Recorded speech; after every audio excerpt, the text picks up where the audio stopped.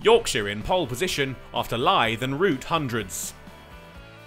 Kent struggled on day 2 at the Spitfire ground. Darren Stevens provided the majority of their resistance before the hosts were skittled for 265, 114 behind Yorkshire, who added 6 unbeaten in the evening.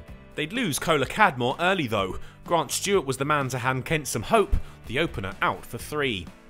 Lyth and Loughton ensured Yorkshire would make it past 50 without any more losses, the former England opener in good touch after his first innings knock.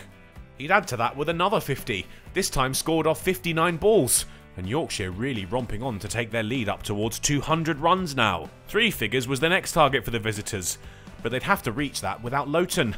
Out LBW to Milnes for 21. Lyth and Root did bring the 100 up for Yorkshire. They took their side to the interval with the score 113 for 2 and their lead now 227. The partnership developed after lunch. Test match experience on show from the pair as they looked to control the game. Their lead soon worth 250 and their session kept getting better. The score now 150 and Yorkshire was stretching their lead. After falling just short in the first innings, Lyth was successful this time around. A century was sealed, even if the shot didn't reflect the elegance of his innings. They'd finally reach an early tee on 171 for 2. They were leading their hosts by 285. Root was now the man looking for his first milestone knock of the season. He looked to put a scratchy start to the campaign to bed. He made his way to 50 with the score now closing on 200. A trademark shot took the England skipper to the total, scored off 84 balls, with the all-important shot just its 4th boundary.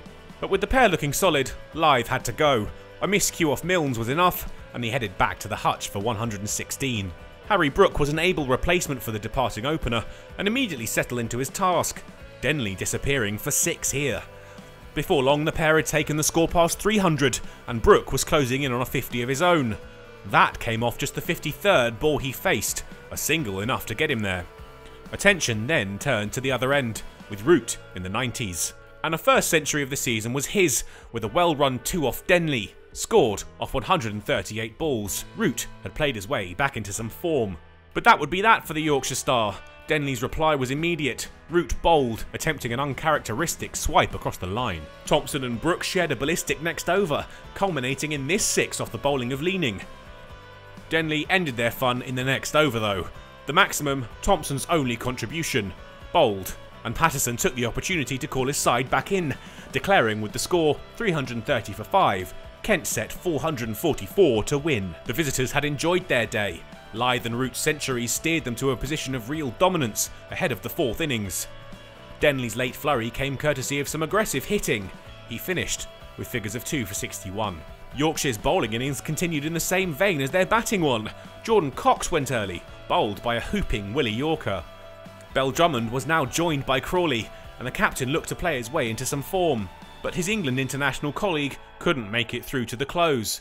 4 all that he could muster, and Kent found their way to the close of play with the score 33 for 2. The hosts still in need of an unlikely final day 412.